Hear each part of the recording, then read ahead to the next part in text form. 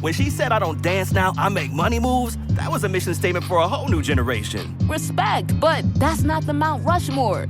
Listen, cash rules everything around me. When that line dropped, it changed the whole hustle. The greatest tracks are never finished. They're just debated forever. Introducing the Sprite Living Tracklist. 50 tracks that shape the culture from 6 decades of hip-hop. Scan the QR code on a Sprite or Sprite Zero Sugar to see the full breakdown. Obey your thirst. Sprite. Every team, every topic, everywhere. This is Believe. Rise up! Team Rise! Rise up! Team Rise!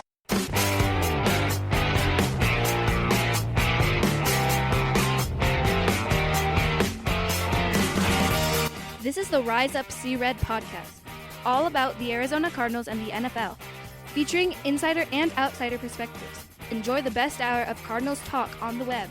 Now here are your hosts, Jess Root and Seth Cox.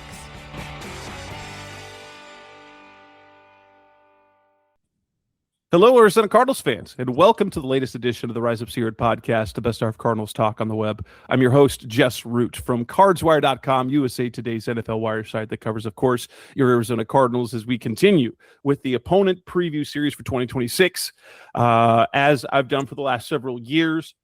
For each of the Cardinals' 14 opponents that they will face this coming season, I bring on a guest who writes for podcasts about that team. And in this edition of the show, we're talking about the Denver Broncos. The Cardinals will take on the Denver Broncos at State Farm Stadium in Week 7 in an afternoon game in Phoenix, in Glendale, Arizona. And joining me is Broncos Wire lead writer Jon Heath. John, it used to be we would see the Cardinals and Broncos would play basically every year in the preseason, but when it comes to regular season games, it is few and far between, and it's been a few years, hasn't it? Yeah, it has. I'm glad to be back on. Glad the Cardinals are back on the Broncos schedule, and happy to join you. Well, and the Broncos, like last year, it's in a decade basically. That has been the AFC West has been the Chiefs and nobody else. Last year, the Chiefs faltered a little bit, and it was a 2-team race in the AFC West. With the Broncos and the Chargers. The Broncos having a fantastic season, 14-3, making it to the conference championship. The AFC Championship game falling short. Losing to the Patriots, but also losing Bo Nix at the end of that game. Tell me about how last season was. Obviously, it was very good. How did it compare to what people were expecting the Broncos to do in 2025? I think it exceeded everyone's expectations, including sometimes delusional Broncos fans. I don't think even the optimistic Broncos fans expected it to go as well as it did. And I think part of that is just sometimes it's just your year and the ball bounces your way. And there was a lot of things that bounced the Broncos' way. Like you said, the Chiefs slipping up last year, it's a perfect opportunity for the Broncos to step ahead of them. They had a lot of one-score wins. Very rarely do teams have that in back-to-back years. Like the Chiefs, they had a lot of one-score wins 2 years ago. And then last year, they crashed back to earth. So what's so heartbreaking about last year is the Broncos had such an opportunity, and then in the divisional round right at the end against the Bills, Bo Nix breaks his ankle, and it's hard to not feel like if he hadn't broken his ankle, they would have beaten the Patriots at home, and then obviously the Seahawks would have been a very tough Super Bowl opponent. But I do think with a healthy Bo Nix, the Broncos give the Seahawks more of a challenge than the Patriots did. And maybe I'm just being delusional, but it's hard not to feel that way. It is. It's tough. It's tough to.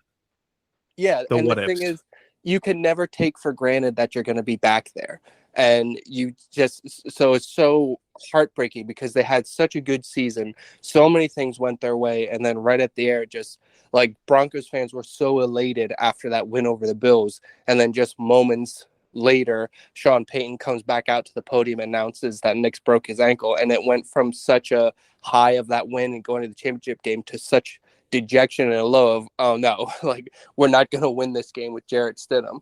So it feels like such a lost opportunity. And now coming into this next season, like I said, you can't take for granted that they're going to win that many games again. They're going to be right back where they were. They got a tougher schedule now. The start of their schedule is brutal, and everyone now has another year of film on Bo Nix. It looks like in the videos that have been posted of him working out and whatnot, it seems like he's healthy and going to be okay. But these ankle injuries have something that date back to high school for him. So I think it would be delusional to say the Broncos are just going to do exactly what they did last year. I don't think that's happening. Can they get into the playoffs? Yeah, for sure. But will they win the AFC West? I don't know that I would even go that far. So looking back on last season, it was an amazing ride, but how it ended, it just feels so sad and feels like it was such a lost opportunity.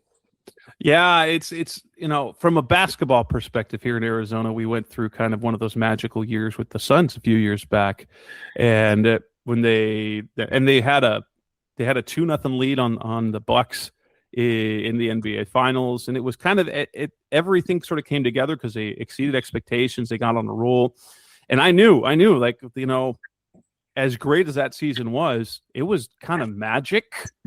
And you're like, they got to win a championship because if they don't, I mean, it probably won't happen again. And they've disappointed ever since. It's funny how that works. Let's talk about that defense, though, because Cardinals fans, of course, are very familiar with Vance Joseph. Vance Joseph, highly frustrating in his time here, but he has that defense humming.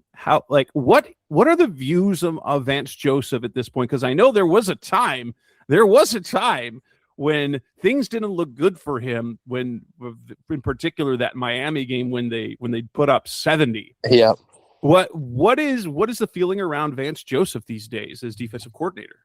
I think overall they're positive, but I would say at the end of the last two seasons, they started hot the last 2 years, especially last year. They started so hot the first half of the season, but then late in the season they started to give up more points. They started to give up a lot more third down conversions. They started to get worse in the red zone. So I don't know if that was them wearing down or something schematically. I don't know, but the last 2 years in the row it cooled down at the end. So I think that has frustrated fans a little bit, but overall there's still a positive feeling about him because he's got such good production out of this unit. And I really think a large reason the unit is so good is they have so much talent. Like Pat Surtain is a deserving defensive player of the year.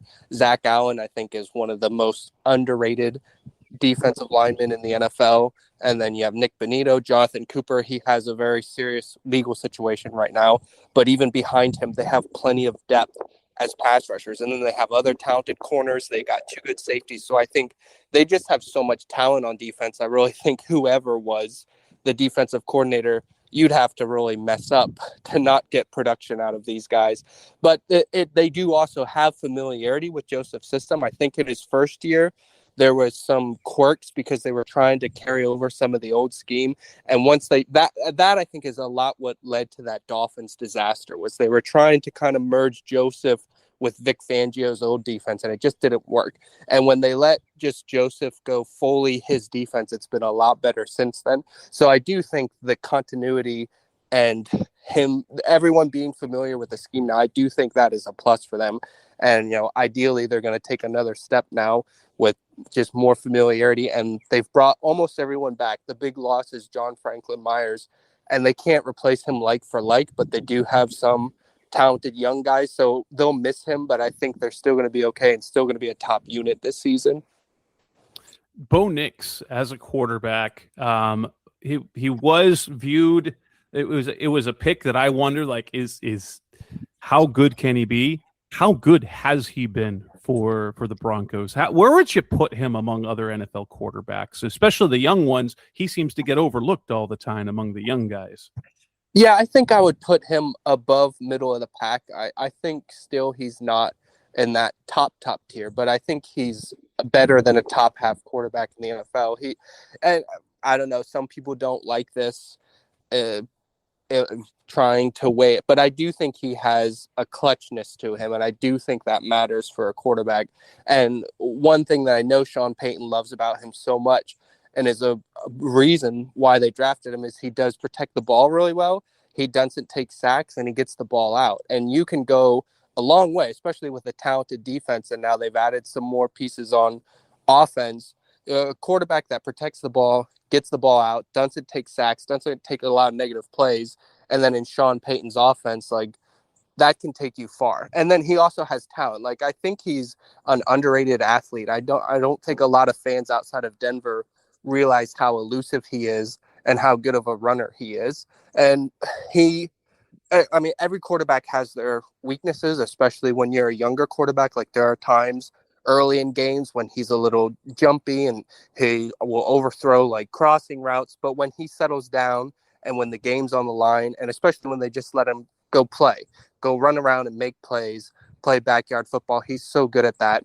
And like I said, he's good at protecting the ball. So I think all of that combined with Sean Payton, I think it's an absolute perfect marriage. And like I said, ideally, if he could stay healthy this year, we could see him take another step forward.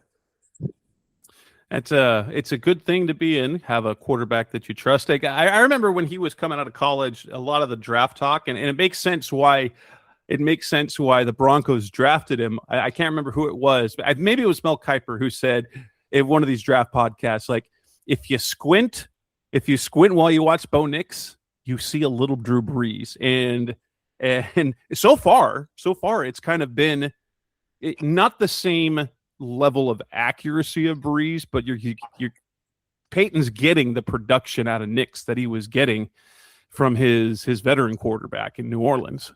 Yeah, I think that's a perfect way to say it. If you squint, you have to squint, but because, like you said, he doesn't have the accuracy or quite the he hasn't reached that level of production. But it's a similar concept of he's protecting the ball, he's getting the ball out quicker, and one way he is better than Brees is he is mobile, like I said, and just how elusive. Brees was very good at moving the pocket and manipulating the pocket, and also good at not taking sacks, but he didn't take off as much as Nix can. And we'll see. Nix and Peyton have been insisting that this latest ankle surgery is not going to hurt his mobility, not going to make him less likely to take off, because when he's done that, it's been so dangerous for them his first few seasons in the NFL. And they've insisted that it's not going to change any of that. But will that actually be reality when the games start and the hits start coming? That's something we're going to have to see. How are things right now? I know, because there was the weird thing going on was it the offseason, wasn't it, with Sean Payton saying something about Bo Nix? I don't remember the details of it, but it was where Payton and Nix were clearly not on the same page about what they were publicly saying about his injury. Was that any level of concern for you? No, I don't think they have like person-to-person beef. I think largely what it was is Nix is very competitive, very defensive, and he just really doesn't like narratives. And I think Peyton, just the way he worded it, I think media took it as Peyton saying that he's basically prone to these ankle injuries, and Nix doesn't want the media to say he's prone to these ankle injuries, even though it happened in high school, it happened in college, now it's happened in the NFL. After both his NFL seasons, he's had ankle surgery. So I just think that Nix is frustrated that there's that narrative, and I think he wants it mad at Peyton so much as he's just mad at the situation and mad at being repeated. So he kind of just pushed back, like called an impromptu press conference and just is like, no, I'm not prone to this. I'm okay. The doctor said it's as good as new, and my ankle's in great shape, and I'm going to be better off than I was before. And, maybe he believes that. Maybe he just wants to believe that. But I do think that him and Peyton, they're both very competitive, and they're both fiery. And this, like you mentioned, Drew Brees, the same thing happened with them. They were competitive. They were fiery. They had dust-ups on the sideline, but they love each other, and they were a perfect combination. I do think that Nix and Peyton are similar. Like, they're fiery, they have dust-ups, but they're still a really good pair. And being that way, I think it brings the best out of both of them. So I think that's primarily just Nix doesn't want that narrative to be out there, and he was trying to shut it down. But I don't think he's going to be able to get people to not say that. Well, until he doesn't get hurt. That's exactly. That's one of those things that's hard to shake. Is once something becomes a little bit of a pattern, like, oh, there we go again. But Let's move on and talk about the offseason. So coming up next on the Rise Up Here podcast, the Best of Cardinals talk on the web. Let's move forward and look at the offensive, the offseason, the draft, the trade, free agencies. That's coming up next on Rise Up Here. We're back on the Rise Up Here podcast, the Best of Cardinals talk on the web, talking with Broncos Wire lead writer Jon Heath as we look at in this opponent preview with the Denver Broncos, whom the Cardinals will play in Week 7. We move to the offseason. Obviously, the one major change in the coaching staff is that Davis Webb is now offensive coordinator, replacing Joe Lombardi. What impact do you think that will have in 2026? Yeah, I think there's a couple of things that led up to that. Peyton had been hinting for a little bit that as he's gotten older, it's harder for him to get the plays in quickly and have a smooth operation while still doing all the game management stuff. I think that he has realized and acknowledged that as he's slowed down, it might be better to hand off the play calling duties so he can focus on big picture duties and not have moments where they're taking too long. Because some of that has gone back all the way to the Russell Wilson era where things have been too slow to get in because Peyton has been weighing the decision versus picking the perfect play. And so I think handing that off is a good decision. I think Davis Webb is a perfect guy to do it. They've loved him. When he was with the Bills as a backup quarterback, the Bills wanted him to retire and be Josh Allen's quarterback's coach when he was an active player. Apparently he's just so good coaching up quarterbacks. And it was finally Sean Payton, when he went to the Broncos, he finally convinced Webb to retire and come coach with him. So that it was a big get, even though he was an active player, getting him to be your QB's coach, even then was a big get because other teams had just seen it and noticed it and wanted him. And even since then, he's had head coach interviews, like jumping straight from QB's coach to head coach. It would be a big leap, but that's just how well regarded he is. So I think it was a combination of, if the Broncos didn't want to lose him, they had to promote him. He there's no reason for him to stick around as QB's coach when he's getting head coach interviews. So they kind of had to promote him. And you can't be promoted to offensive coordinator and not call plays when other teams would give you that opportunity. So I think it was a combination of Peyton could kind of see that it would be in the best interest of the team for him to hand that up. They don't want to lose Davis Webb, and Peyton thinks he's ready for it. He called a game. He called plays in preseason last year, and it went well. Peyton said, he was quick, efficient, and he liked the results of the play. So they've seen him do it. Granted, it was in preseason, but Peyton thinks he's ready for it. And all the reviews of Webb have been glowing. So I think it's going to help Peyton, like I said, focus more on the game management and the big picture. And I think Webb is still going to run Peyton's offense with some of his, own mixed into it. And I think it could help the Broncos have a smoother operation. And Nick's loves Webb. He's been his quarterback coach, so they have a close relationship. So it's going to be interesting to see until we see it play out. In the games, we don't really know, but I think all signs leading up to this have been positive. We moved to kind of before free agency. There was the big surprise. Like for me, it felt like a surprise trade, acquiring Jalen Waddle. How important is that going to be for this coming season, giving you the pairing of Waddle with Troy Franklin?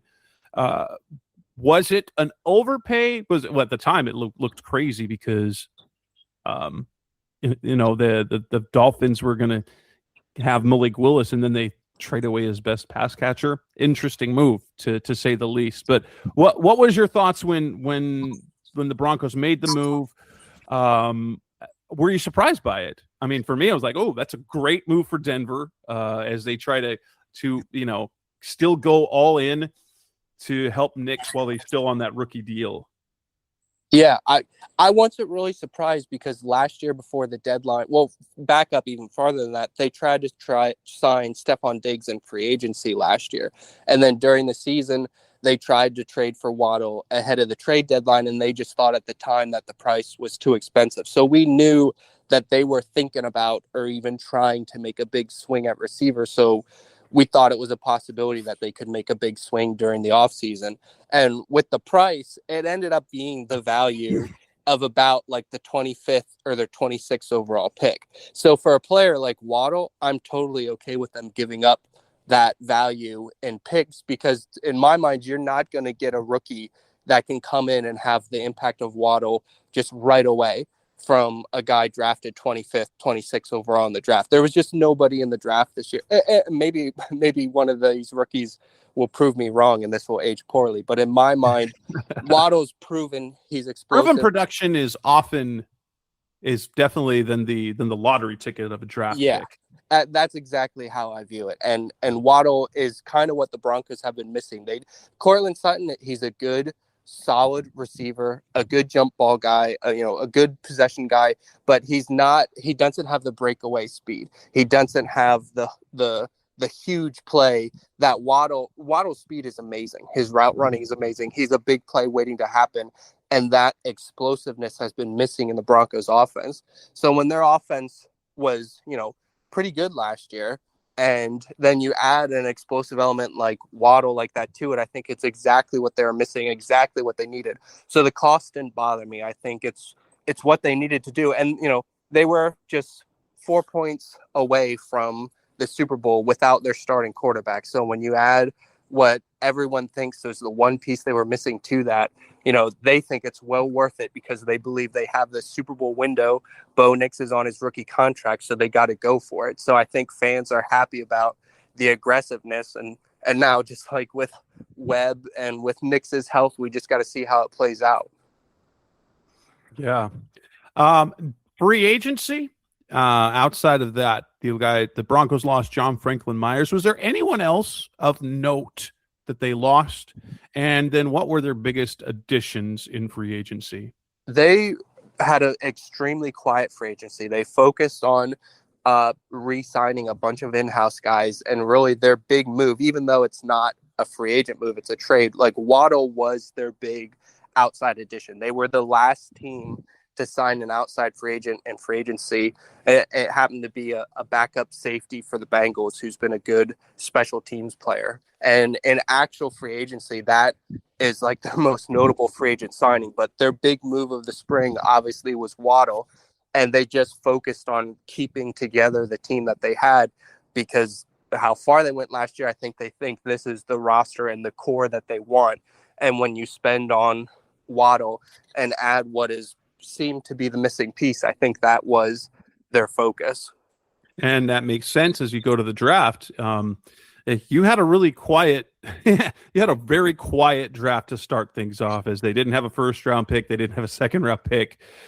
Their first selection is in round 3, defensive tackle Tyler Onyedim, followed by round 4, Jonah Coleman, productive running back out of Washington. Round 4, Cage Casey, tackle out of Boise State. Justin Jolly, tight end, round 5, and then 3 7th-round picks. Miles Scott out of Illinois, safety. Dallin Bentley, tight end out of Utah, and Red Murdoch, linebacker out of Buffalo. Are any of these guys going to make a year 1 impact? I would say not. On paper, it doesn't look like any of them are going to make a huge impact. I think Jonah Coleman is a guy that could take like the third down passing duties job eventually, because he was a noted pass blocker in college and he's a capable receiver out of the backfield. The J.K. Dobbins and R.J. Harvey, they're the top 2 running backs, and they're going to stay that. But I think Coleman could work his way into like passing down, third down situation. And Jolie, I think long term, he's going to be their top receiving tight end. But this year they still have Evan Ingram. So I think he's probably not going to make a huge impact from day 1, week 1, but maybe in the second half of the season, he'll start to get more and more reps.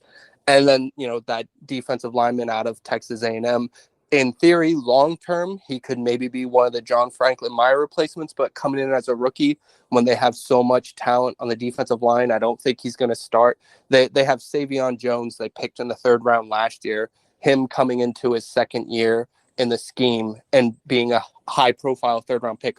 In my mind, he's the favorite to start in the place of John Franklin Myers, but they might do some kind of a rotation and replace him with multiple guys in reality, but we'll see how it goes. I think you're right to say it doesn't really look like, because they spent their first round pick to get Waddle, and because they didn't have a bunch of huge glaring needs, I think a lot of these guys are projected long-term helps instead of come in as a rookie and have a huge impact. And with how injuries and things like that pop up, we'll see how it goes. Maybe some of them will end up playing more than we expect, but I think they're drafting more with a long-term focus. Makes sense. Coming up next on the Rise Up Here podcast, the best of Cardinals talk on the web. Let's move on and talk about what expectations are for Denver in 2026. That's coming up next on Rise Up See Red. The Sherwin-Williams Summer Sale is here. Get 30% off select paints and stains or 35% off our newest product, Emerald Symmetry, July 17th through the 27th. Whether you're refreshing your interior or exterior, we've got the colors to bring your vision to life. And with delivery, getting everything to your door is easier than ever. Shop online to have it delivered or visit your neighborhood Sherwin-Williams store. Click the banner to learn more. Retail sales only. Some exclusions apply. See store for details. Delivery available on qualifying orders. We're back on the Rise Up See Red podcast, best of Cardinals talk on the web, talking about the Denver Broncos, the Cardinals' Week 7 opponent at home. To do so in the opponent preview, we've got Jon Heath, lead writer from Broncos Wire. We look at the schedule moving forward, obviously coming just that close to a Super Bowl. And with the moves that they made, it's kind of a Super Bowl or bust year. Is it really? I know they want Super Bowl. Is it Super Bowl or bust? If they don't get it, it's going to be viewed as largely as a huge disappointment. Yeah, I think based on, like you said, the moves that they made and the expectations they have and how close they got last year, it is like Bo Nix, he's on his rookie contract. We traded a first-round pick for Jalen Waddle. We didn't make any splashes in free agency because we believe in this core. It's okay, now go out and do it. So, like I said, last season is such a bummer because you don't know if you're ever going to get back.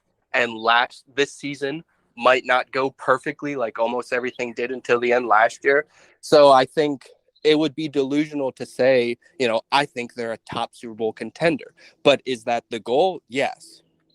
And their schedule's tough. I mean, they look at the first 6 games of the schedule, and they're against 5 playoff teams and the Chiefs. You start off on the road against the Chiefs. We'll see whether Patrick Mahomes is back, so that might not be as daunting a task if it's Justin Fields playing. But the Jaguars, the Rams, the 49ers, the Chargers, and the Seahawks, that is quite the stretch to start the season.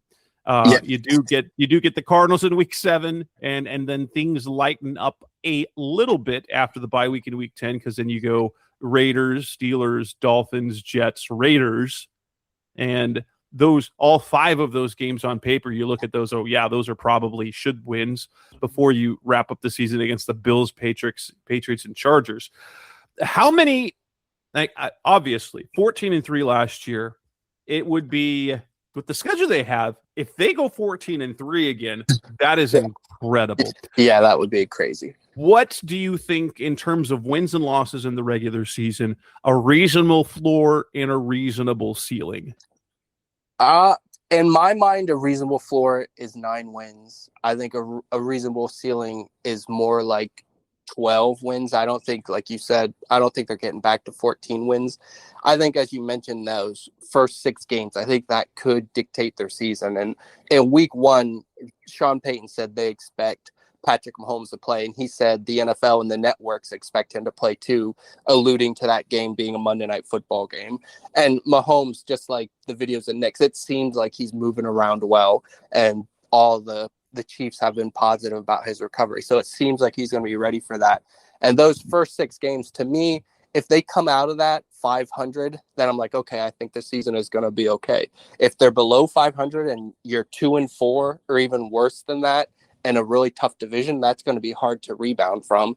If somehow they come out of that above 500, I'll be like, okay, this is a legitimate Super Bowl contender. If they're like 4-2 coming out of that absolutely brutal stretch, it's like, okay, these guys are for real. So I think we're going to learn a lot about them very quickly, because those first 6 games that you just ran down, that is tough. And then, you can't take anyone lightly in the NFL, but like you said, then the relief on paper for them is after that. you have the Cardinals, and then later in the season, it gets a little bit easier for them, again, on paper. And, you have to take everyone seriously, and you have to play the games. Obviously, but like there are teams where you look at them as that they should win. Like going against the Cardinals, if the Broncos are going to be who we believe they are, there's no reason for them to lose to the Cardinals. There's no reason for them to lose to the Raiders twice. Division stuff. There's no reason to lose to teams like the Dolphins and the Jets, because the Dolphins and the Jets and the Cardinals and the Raiders, they are kind of disasters right now. And so, but it's how I feel about, like, if that team is good, and that's what they're supposed to, they have no business losing to games like that. Now, I always look at the division. That's, a Raiders team that's ascending. Division games are always hard, but losing a game in a division to a lesser team is more understandable. But losing to the Cardinals, losing to the Dolphins, losing to the Jets, you've got, those 5 games, the 2 with the Raiders, the Dolphins, Jets, and Cardinals. There's no reason they shouldn't get 4 wins out of that. Yeah, I agree. They have to win those games that are on paper, those games you look at and say, okay, they have to win that, because there's probably not going to be a lot of room for error. Sorry for beating a dead horse, but just because that start is so brutal, they have to take care of business in those games you would expect them to play. And then at the end of the year, the NFL likes to schedule the division games. And like you said, you can trip up, in Las Vegas, the Raiders, a familiar foe. You may not go 2-0 against the Raiders. So you have to take care of business in those games. And then at the end, they got Buffalo, they got New England, they got the Chargers. So at the start and the end, it's going to be really tough for them. So in that middle stretch, they have to take care of business. Absolutely. John, we've obviously, you see the Cardinals games the way most teams do, is that's a should win game. How from your perspective, how bad do the Cardinals look on the outside? Well, I don't want to give a super uninformed take, because I honestly haven't, they're far down the schedule. I'm going to pay more attention to them as that game gets closer. But, I view them just as a team that, like those teams you lump them into. I don't know that they're necessarily going to be the worst team in the NFL. Maybe you could inform me on that. I view teams like the Dolphins as in a worse spot than them. And, I think that they have talent. So they're the kind of team that I think with that talent they have, they can hang around in games, they can give teams trouble, and then hopefully if they do get a high draft pick, you draft well, and it's not very long, you got things turned around. It's really, it's just the story of the NFL. You got to get your franchise quarterback, and then everything else can fall into place behind that. And with that, that'll wrap up this edition of the Rise of Sierra podcast, Best Hour of Cardinals Talk. We've been talking to Jon Heath over at the Broncos Wire. John, we can find your work over at Broncos Wire. That's the easiest way to do that. Is there any other things that you're working on right now that you've got cooking? Yeah, BroncosWire.com is the best place. And then, if when the Broncos game gets closer, if you want to check in at the Broncos Wire on Twitter, and then I'm by Jon Heath, BYJON Heath on Twitter, and we'll be following you guys as well. All right. Well, thanks, John, so much for your time. That'll wrap up this edition of the show. So we have over the next several weeks, we've got more content in terms of opponent previews. We've got more shows with me and regular co-host Seth Cox as we talk about training camp, NFC West, and we get ready for the regular season. But until then, thanks for listening. As always, we'll be back again soon. Thanks for listening to the latest edition of the Rise Up, See Red podcast. Listen to previous episodes and subscribe to the show on Apple Podcasts, Stitcher Radio, Audioboom, or many other podcast platforms, so shows are delivered directly to your mobile device. Please give the show a 5-star rating and always support the sponsors who support the show. We'll be back soon for the best hour of Cardinals talk on the web. Rise up, Red Sea, be Red, See Red, and of course, Rise up, See Red.